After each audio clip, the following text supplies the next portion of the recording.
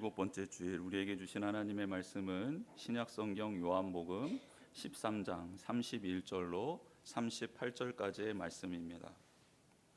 신약성경 171면에 나와 있습니다. 요한복음 13장 31절로 38절까지의 말씀, 우리 같이 한 목소리로 합독하도록 하겠습니다. 같이 읽습니다. 그가 나간 후에 예수께서 이르시되 지금 인자가 영광을 받았고 하나님도 인자로 말미암아 영광을 받으셨도다. 만일 하나님이 그로 말미암아 영광을 받으셨으면 하나님도 자기로 말미암아 그에게 영광을 주시리니 곧 주시리라. 작은 자들아, 내가 아직 잠시 너희와 함께 있겠노라. 너희가 나를 찾을 것이나 일찍이 내가 유대인들에게 너희는 내가 가는 곳에 올 수 없다고 말한 것과 같이 지금 너희에게도 이르노라. 새 계명을 너희에게 주노니 서로 사랑하라. 내가 너희를 사랑한 것 같이 너희도 서로 사랑하라. 너희가 서로 사랑하면 이로써 모든 사람이 너희가 내 제자인 줄 알리라. 시몬 베드로가 이르되 주여 어디로 가시나이까? 예수께서 대답하시되 내가 가는 곳에 내가 지금은 따라올 수 없으나 후에는 따라오리라. 베드로가 이르되 주여 내가 지금은 어찌하여 따라갈 수 없나이까? 주를 위하여 내 목숨을 버리겠나이다. 예수께서 대답하시되 내가 나를 위하여 내 목숨을 버리겠느냐? 내가 진실로 진실로 내게 이르노니 닭 울기 전에 내가 3번 나를 부인하리라. 아멘. 우리 귀한 성도님들, 하나님께서 오늘 또 특별한 은혜로 함께해 주실 줄 믿습니다. 옆에 계신 분들에게 이렇게 한번 축복하고 했으면 좋겠습니다. 사랑하고 싶습니다. 한 번 더 이걸 붙이면 정말 이제 이 뜻이 무슨 이 말인 줄 알게 될 겁니다. 당신이 그럴지라도 사랑하겠습니다.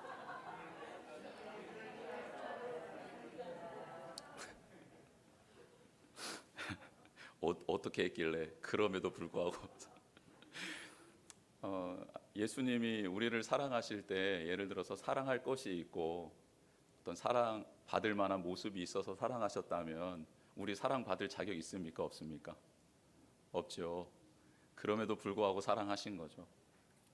그럼에도 불구하고 내 고집을 막 내세우는 게 아니고, 그럼에도 불구하고 완고해지는 게 아니라, 그럼에도 불구하고 그 뒤에는 사랑해야 된다라는 말이 붙어야 될 줄 믿습니다. 오늘 가룟 유다가 이제 어둠 가운데, 밤 가운데 나가버리죠. 사탄이 뿌려놓았던 그 씨앗을 자라지 않게 했어야 되는데 그만 그의 욕심이, 그의 욕망이, 자기의 의가, 자기 생각이 그 씨앗을 자라게 했고 결국 꽃을 피우고 열매를 맺게 되자 사탄이 그 마음을 잡아버립니다. 붙잡아버려 안으로 들어와 버리죠. 그래서 결국 예수님을 팔기 위해 그 만찬의 자리, 또 발을 씻김 받았던 그 자리를 박차고 나가버립니다. 그리고 난 다음 예수님께서는 11명의 제자를 두고 다락방 강화, 고별, 설교라는 메시지를 17장까지, 17장의 내용은 예수님의 대제사장적 기도였으니까 16장까지 주옥 같은 유언의 고별사를 말씀해 주십니다. 여러분 참 우리가 집중해야 되는 것은 이것이에요. 뭐냐면 성만찬까지, 그리고 성만찬 중에 있었던 세족식, 발을 씻어주시는 그 자리까지는 가룟 유다가 있었습니다. 회개할 수 있는 기회, 돌이킬 수 있는 기회를 예수님께서 주신 거예요. 그런데 그가 돌이키지 않고 그 자리를 나가자마자 주어졌던 게 뭐냐면 예수님이 이 땅에서 마지막으로 제자들에게 주고 싶었던 말씀이 그 다음에 주어졌다라는 겁니다.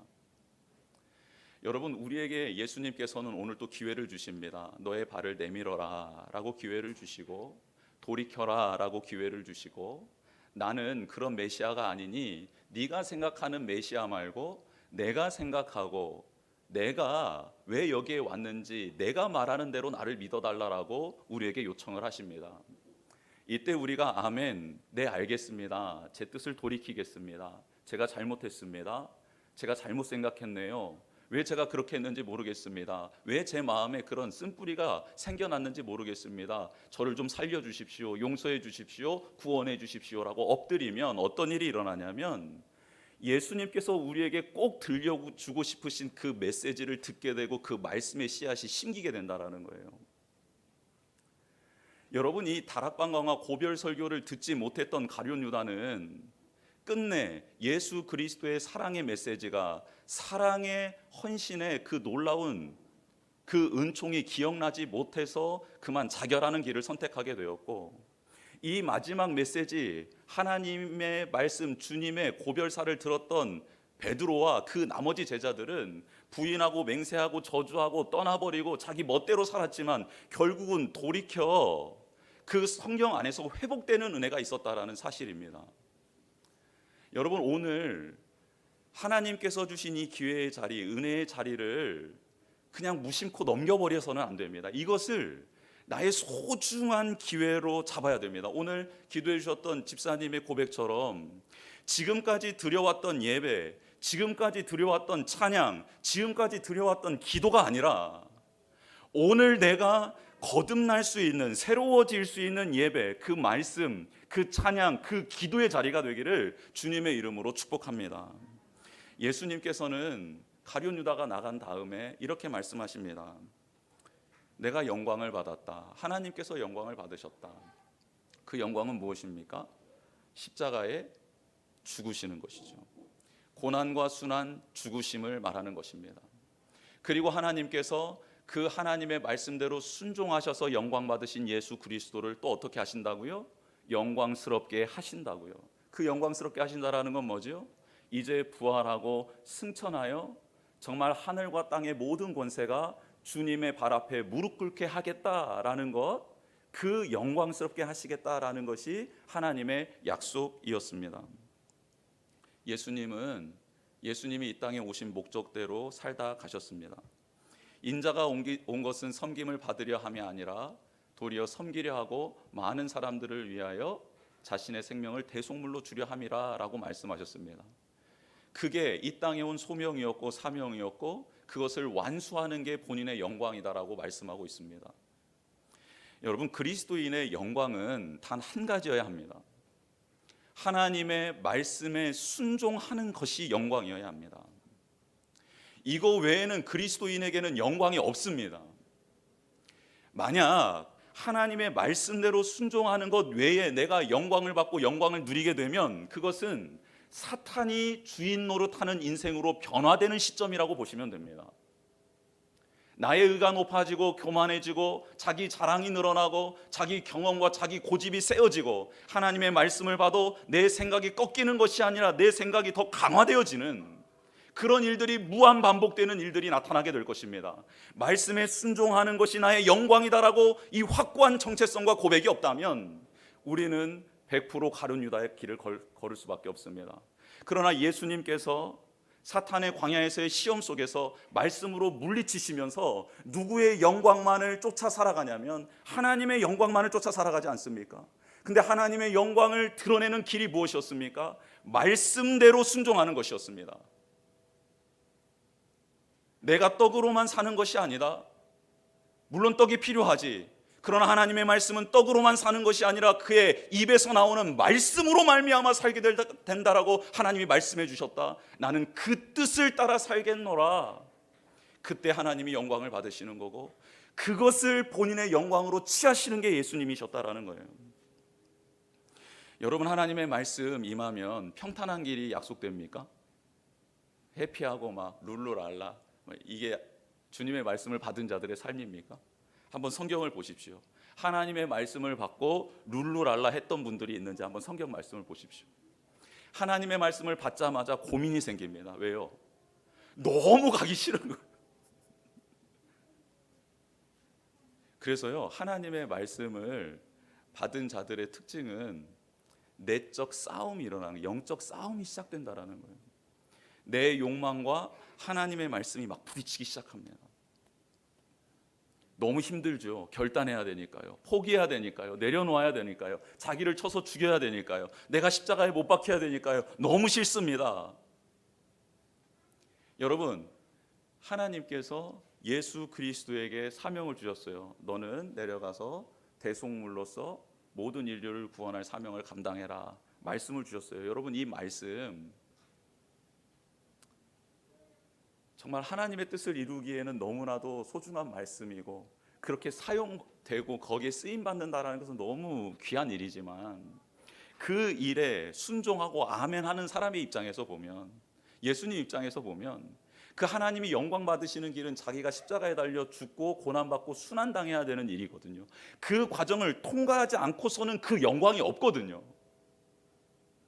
여러분, 하나님이 우리에게 말씀을 주시고 사명을 주실 때 그 말씀 속에는 우리가 죽고 우리가 비워지고 우리가 부인되는 과정이 반드시 담겨 있는 말씀임을 믿으시길 바랍니다. 이게 없는 말씀이고 이게 없는 길이잖아요. 그것은 하나님의 말씀이 아닙니다.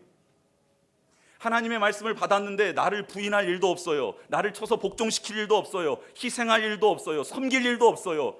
그리고 내가 고통받아야 될 일도 없어요. 그것은 하나님의 말씀이 아니에요. 하나님의 말씀을 받게 되면요, 내가 죽는 일이 일어나는 겁니다. 하나님의 말씀을 받으면요, 내가 부인되는 일이 일어나야 돼요. 하나님의 말씀을 받으면요, 내 안에서 영적인 고민들이 막 되살아나고 어떻게 해야 될지 몰라서 기도의 자리에, 찬양의 자리에, 말씀을 붙드는 자리에 나아갈 수밖에 없게 되는 게 하나님의 말씀을 받은 자의 삶인 줄 믿습니다. 그 외에는요, 하나님이 주신 메시지가 아니에요. 예수님이 우리에게 지금 초대하십니다. 너희들도 나와 같은 영광을 받았으면 좋겠다. 할렐루야. 별로 기분이 안 좋으시죠? 내가 생각하는 영광은 이런 게 아닌데, 내가 생각하는 영광은 뭐가 좀 잘 되고 잘 되지 말라는 게 아니에요. 하나님의 약속 따라 갈 때 필요하다면 하나님이 주실 줄 믿습니다. 또 그걸 통해서 시험 들지 않고 그걸 통해서 하나님을 떠나지 않을 거면 주실 줄 믿어요. 지금 그런 차원의 이야기를 하고 있는 게 아닙니다. 하나님의 능력이 나타나고 하나님의 영광이 드러나는 그 길은 그 말씀에 순종하는 길이고, 그 순종의 길에는 반드시 내 십자가를 져야 되는 자리가 있어야 되는 것이고, 예수 그리스도께서 이미 그 십자가를 지셨기 때문에 내가 그 모든 예수님이 감당해야 될 그 무거운 십자가와 고난은 내가 담당하진 않게 되지만, 그것은 이미 주님이 담당하셨지만, 그러나 내가 져야 될 십자가가 있다라는 것이에요. 여러분, 예수님이 감당하는 그 십자가를 감당하라고 한다면 우리는 다 도망가게 될 것입니다. 그런데 이미 예수님이 담당하신 줄 믿습니다. 그러나 그 담당하신 예수님을 믿고 나아갈 때 우리가 감당해야 될 시험이 있고 우리가 감당해야 될 자기 부인이 있다라는 거예요. 그것은 감당해야 됩니다. 그런데 하나님은 그것도 담당 못할 자들을 위해서 시험 당할 쯤에는 또 피할 길을 주신다고까지 말씀해 주셨습니다. 그러니 우리는 무조건 그 말씀 앞에 순종하며 걸어가야 될 줄 믿습니다. 걸어가다 만나는 시험, 피할 길을 내어주시는 분이 또 하나님이시기 때문에 그렇습니다. 우리가 얼마나 연약한지를 아시고 우리가 담당해야 될 그 모진 고난은 다 예수님께 짊어지게 하셨고, 예수님은 이미 다 담당하셨고, 그 예수님을 따르는 우리에게 다가오는 시험과 고난들이 있을 텐데 그것은 또 당할 쯤에는 피할 길을 내어주시겠다 약속해 주셨으니, 이제는 하나님의 말씀 앞에 온전히 순종하고 그것이 나의 영광이다라고 고백할 수 있는 우리 귀한 성도님들 되기를 주님의 이름으로 축복합니다. 예수님께서 이렇게 영광에 대한 이야기를 하시고 고별 설교 유언의 첫 단락을, 첫 시작을 무엇라 말씀하십니까? 새 계명을 주겠다라고 말씀하십니다.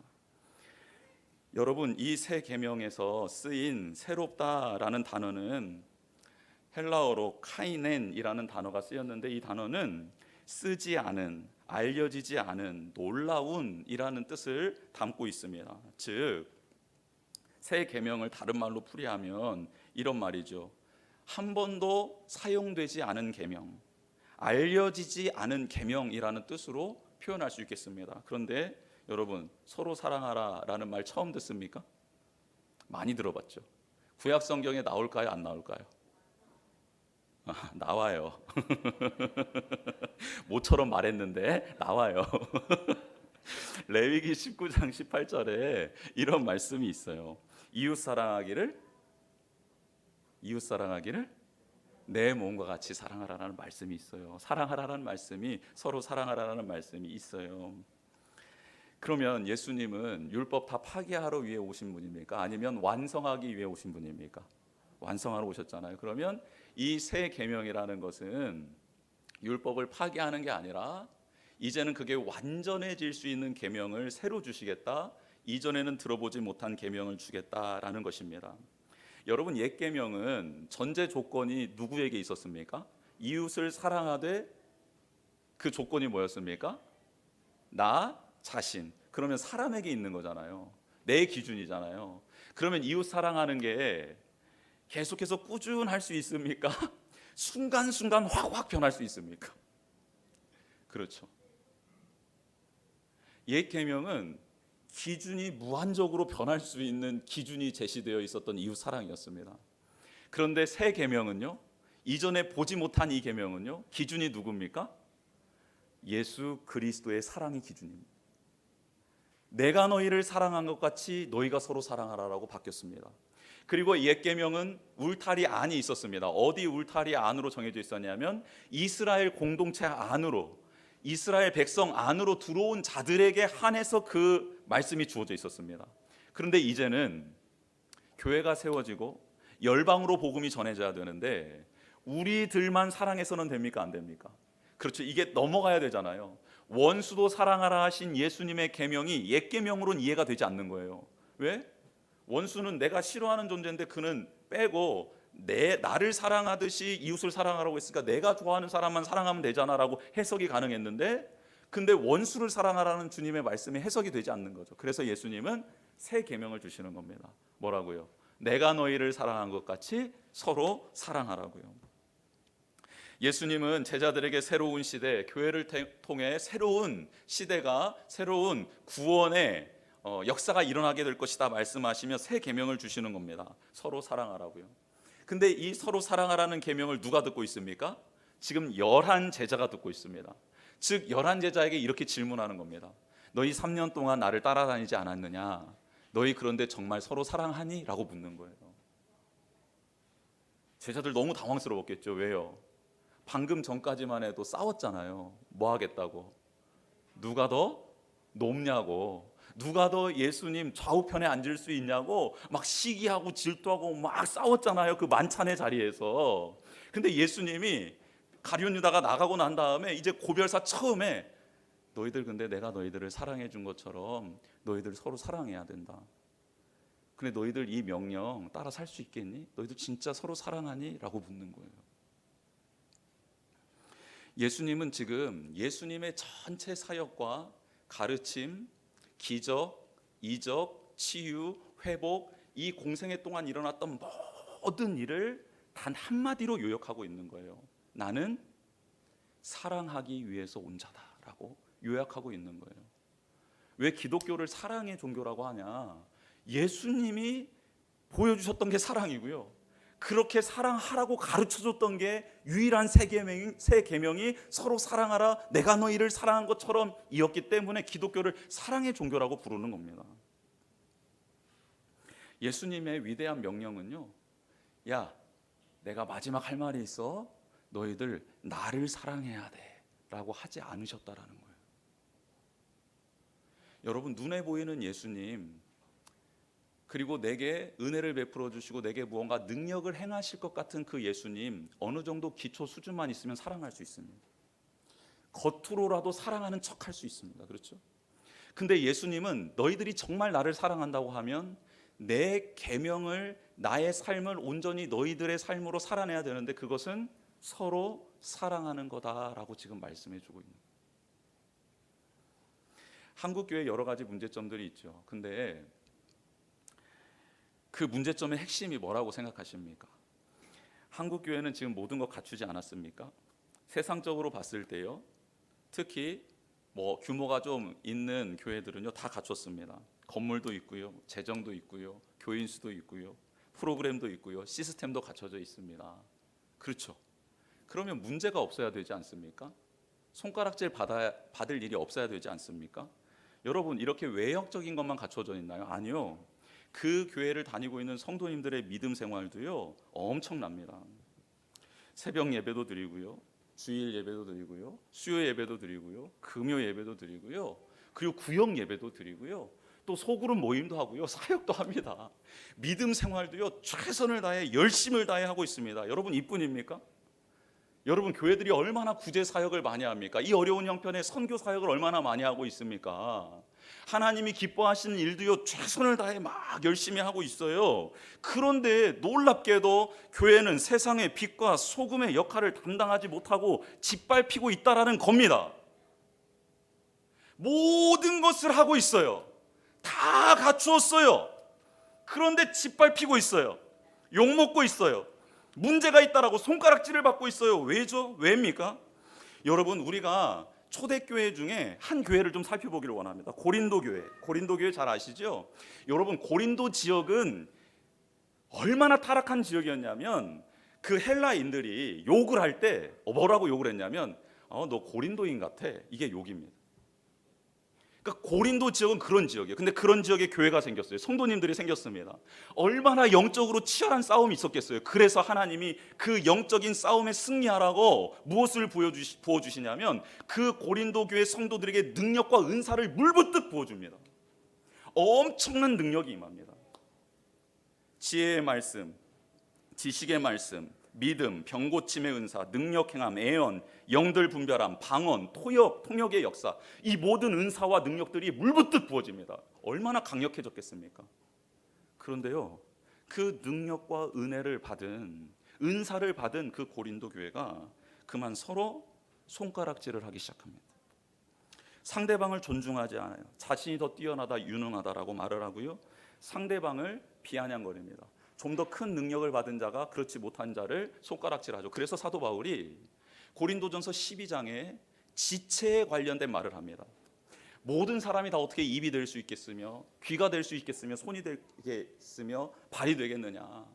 연약한 자도 있고 강한 자도 있고 돋보이는 자도 있고 숨긴 자도 있을 텐데 우리 모두가 다 하나님 안에서 한 지체니라 서로를 존중히 여기고 배려해야 된다라고 말하면서 고린도전서 13장의 내용을 이어가는 겁니다. 고린도전서 13장의 내용이 뭡니까? 내가 사람의 방언과 천사의 말을 할지라도 네가 방언할 수 있다고? 아니, 방언을 뛰어넘어 네가 지금 천사의 말을 하고 있다고? 그래도 사랑이 없으면 소리나는 구리와 울리는 꽹과리가 될 뿐이야. 네가 지금 예언하는 능력이 있어? 예언하는 능력을 받았어? 모든 비밀을 알고 모든 지식을 알고 또 산을 옮길 만한 믿음의 은사를 받았느냐? 그런데 사랑이 없다면 아무것도 아니요. 네가 또 하나님께서 구제의 능력을 주시고 은사를 주셔서 구제하고 몸을 불사르게 내어주고 있느냐? 그런데 사랑이 없다면 너에게 아무런 유익이 없느니라. 도리어 그것 때문에 너는 지옥에 가게 될 것이다 라고 말하는 거예요. 사랑은 오래 참고 사랑은 온유하며 시기하지 아니하며 사랑은 자랑하지 아니하며 교만하지 아니하며 무례히 행치 아니하며 자기의 유익을 구하지 아니하며 성내지 아니하며 악한 것을 생각하지 아니하며 불의를 기뻐하지 아니하며 진리와 함께 기뻐하고 모든 것을 참으며 모든 것을 믿으며 모든 것을 견디느니라. 사랑은 언제까지나 떨어지지 아니하되 예언도 패하고 방언도 그치고 지식도 패하리라 라고 말씀하십니다. 여러분, 한국 교회에 뭐가 없는 겁니까? 다 있습니다. 모든 걸 갖췄습니다. 성경에 나와 있는 하나님이 하라는 일들 다 하고 있습니다. 그런데 왜 짓밟히고 있지요? 하나님의 임재가 떠났지요? 하나님의 영광이 사라졌지요? 복음의 능력이 사라져버렸습니다. 무엇 때문입니까? 단 한 가지를 하지 않고 있기 때문입니다. 서로 사랑하지 않기 때문입니다.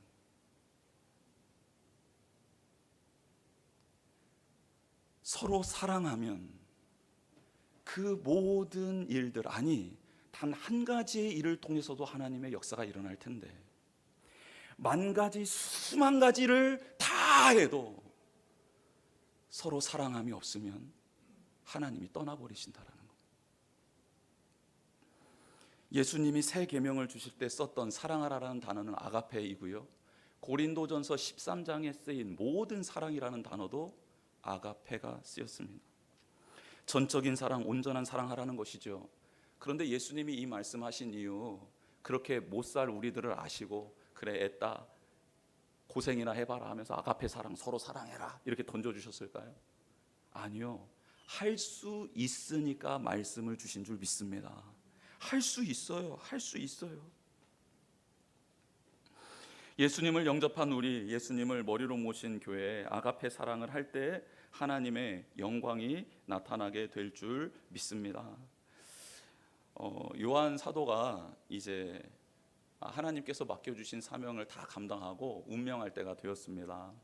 요한 공동체에 성도들이 와서 사도 요한 앞에 이렇게 나와가지고 우리에게 마지막으로 해주실 말씀이 있으면 좀 말씀해 주십시오라고 이렇게 물었다는 거예요. 그때 사도 요한이 이렇게 말했답니다. 사랑하는 자녀들이여 서로 사랑하십시오라고 이렇게 말했다는 거예요. 그랬더니 더 이제 듣고 싶어서 가만히 있었더니 말을 안 하시는 겁니다. 아니 그것밖에 없습니까? 이렇게 사도 요한한테 되물은 거죠. 그랬더니 사도 요한이 이렇게 말했다고 합니다.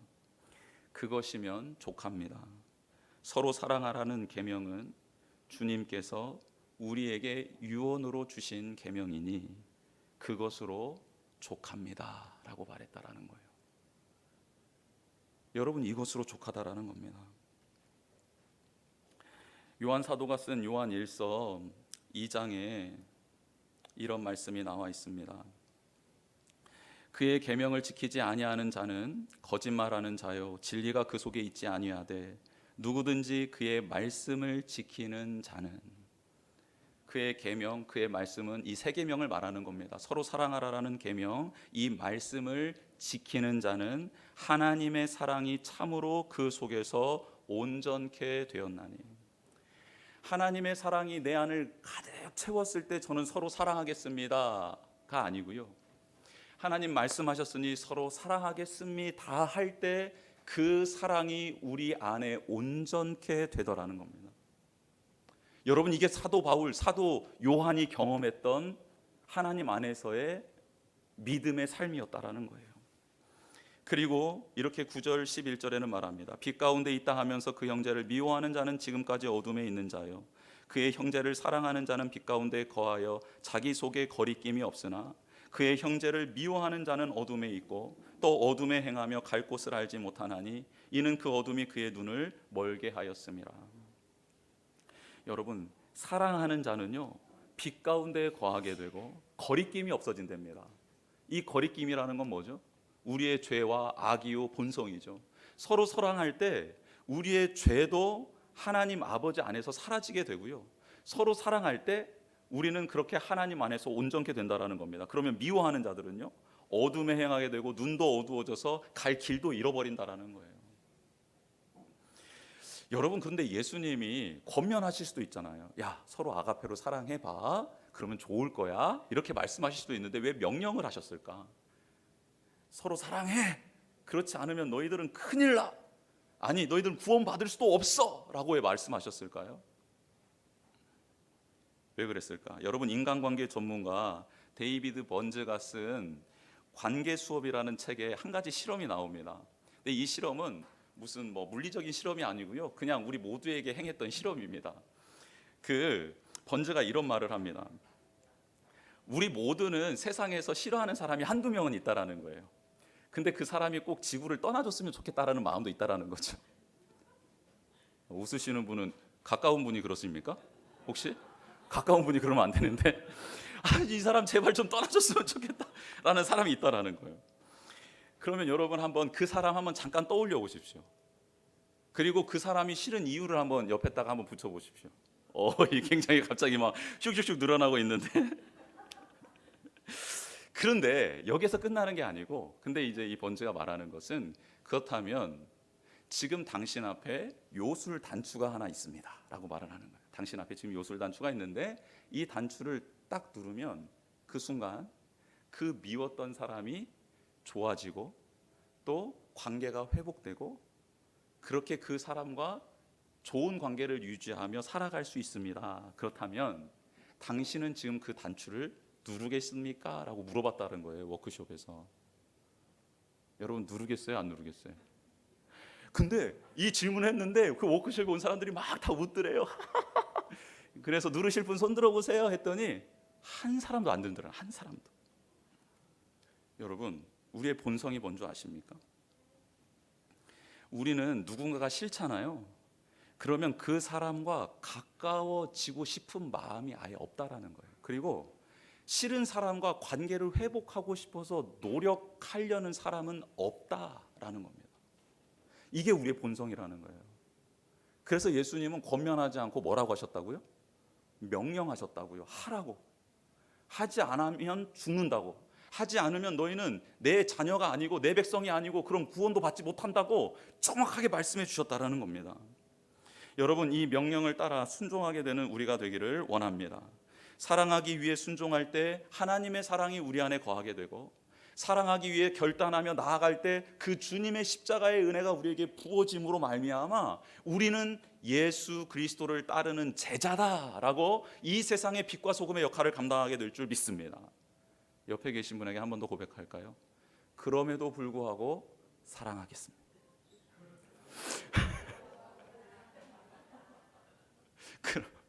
그럼에도 불구하고 사랑. 여러분, 이렇게 중요한 말씀을 하셨는데 베드로, 예수님이 그 전에 하셨던 말씀, 내가 가는 곳에 너희는 올 수 없다라는 말에 꽂혀서 이 세 계명은 그냥 한쪽 귀로 듣고 한쪽 귀로 흘리고요. 예수님 도대체 어디로 가신다는 겁니까? 저는 꼭 따라가고 싶습니다. 그랬더니 예수님이 아니야, 너 못 와 라고 말씀해 주시죠. 그랬더니 화가 났나 봐요, 베드로가. 내가 못 간다고요? 주를 위해 목숨까지도 버릴 수 있는 게 접니다 라고 외쳤어요. 여러분, 수제자니까 이 정도 할만하죠. 다른 제자들 앞에 쪽팔리면 안 되잖아요. 그리고 지금 예수님 왕이 되실 분인데 그 옆에 자리 지금 차지해야 되는데 이게 지금 무슨 날벼락입니까? 그 왕이 되실 분을 끝까지 따라갈 수 없다니요. 그래서 호언장담을 하죠. 여러분, 베드로가 이렇게 호언장담했기 때문에 베드로의 부인도 부인하고 저주하고 맹세했던 것도 부각이 되는 거예요. 호언장담하지 않았다면 그 사건도 그냥 이렇게 유야무야 지나갔을 거예요. 근데 호언장담했기 때문에 그 사건이 부각이 되는 거예요. 예수님 정확하게 말하지요. 네가 나를 위하여 목숨도 버리겠느냐? 그래, 그랬으면 좋겠다. 그런데 그것 또한 너의 진심이겠지만, 그런데 이것 또한 사실이다. 네가 나를 다 굴기 전에 3번 부인하게 될 것이다. 여러분, 우리가 베드로의 고백을, 베드로의 이 호언장담을 무시하자라는 말이 아니에요. 그 진짜였을 겁니다. 그런데 또 그의 실질적인 또 모습, 진짜의 모습은 뭐냐면 그럼에도 불구하고 그는 또 예수님을 배신하는 사람이라는 거예요. 여러분, 이 모습이 우리에게도 똑같이 들어있지 않습니까?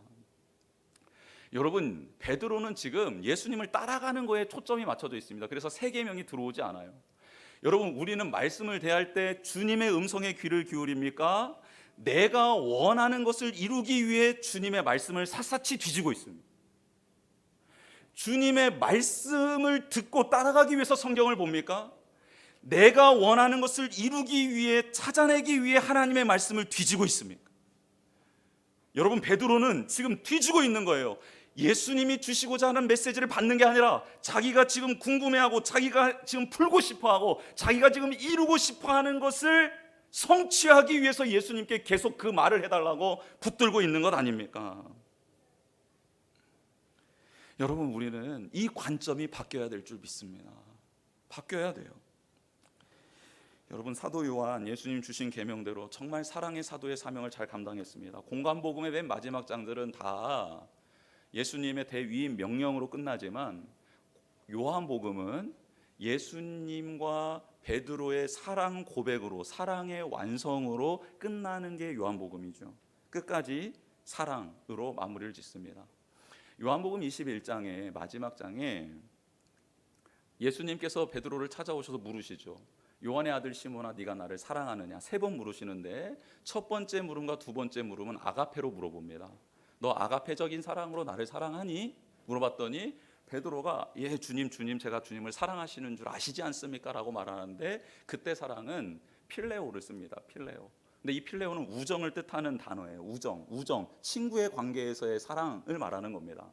그렇게 대답을 해요. 그랬더니 예수님 마지막 질문은 필레오의 사랑으로 물어봅니다. 그래, 그러면 너는 나를 필레오로 사랑하니? 라고 했을 때 베드로가 예 주님 다 아시지 않습니까? 제가 주님을 사랑합니다라고 필레오로 대답을 하죠.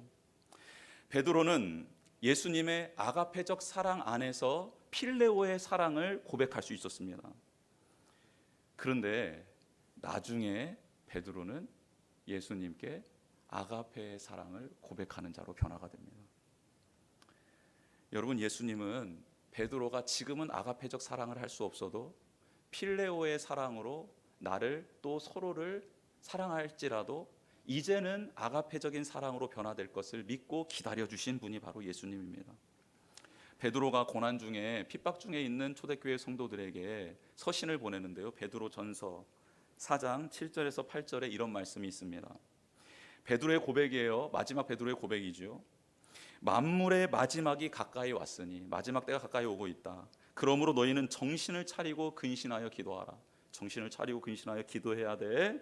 무엇보다도 뜨겁게 서로 사랑, 아가페 할지니 아가페는 허다한 죄를 덮느니라 라고 초대교회 성도들에게 메시지를 전합니다. 마지막 때를 살아가는 자, 정신을 차리고 근신하여 기도하는 자는 어떤 행동을 하게 된다고요? 아가페로 뜨겁게 교제하고 사랑하는 존재가 된다고요. 그 사랑은 십자가의 능력을 경험하는 통로가 될 뿐만 아니라 죄를 덮고 씻김 받게 되는 은혜를 누리게 된다라고 베드로는 그렇게 목 놓아 초대교회 성도들에게 외치고 있습니다. 베드로는 그렇게 초대교회 성도들을 아가페 사랑으로 사랑했습니다. 그리고 주님도 그렇게 사랑의 십자가에 거꾸로 매달려 운명하게 되는 것이죠. 여러분, 이 아가페적 사랑이 있는 사람, 그 동력으로 근신하게 되고요, 기도하게 되고요, 마지막 때를 준비하는 사람이 된다라고 베드로는 말하고 있습니다. 필레오의 사랑밖에 할 수 없었던 베드로였지만 예수님의 아가페 사랑을 깨닫고 이제 아가페 사랑으로 뜨겁게 성도들을 사랑하고 있습니다. 여러분, 이게 바로 십자가를 경험하고 성령의 기름 부으심을 받은 자들의 변화되는 모습입니다. 우리가 말과 혀로만 혹은 많은 프로그램과 행사로만 하나님 앞에 믿음을 내어드리는 게 아니라 정말 예수님이 딱 한 가지 명령하고 새 계명을 주시고 가셨는데 그 새 계명인 서로 아가페하자, 내가 너희를 아가페한 것처럼 너희도 서로 아가페하라 라는 이 명령 앞에 아멘으로 그렇게 하겠습니다라고 결단하는 우리 모두가 되기를 주님의 이름으로 축복합니다. 우리 주보 내용은 다 채우셨죠? 하나님 말씀에 순종하는 것이 나의 영광입니다. 새 계명을 지켜 행할 때 예수님의 사랑이 우리 속에 온전케 됩니다. 주님을 부인한 우리도 뜨겁게 서로를 사랑할 수 있게 됩니다. 이게 주님께서 우리에게 주신 귀한 메시지입니다. 우리 이런 교회 되게 하소서. 우리 같이 찬양하는 시간 갖고요, 기도하도록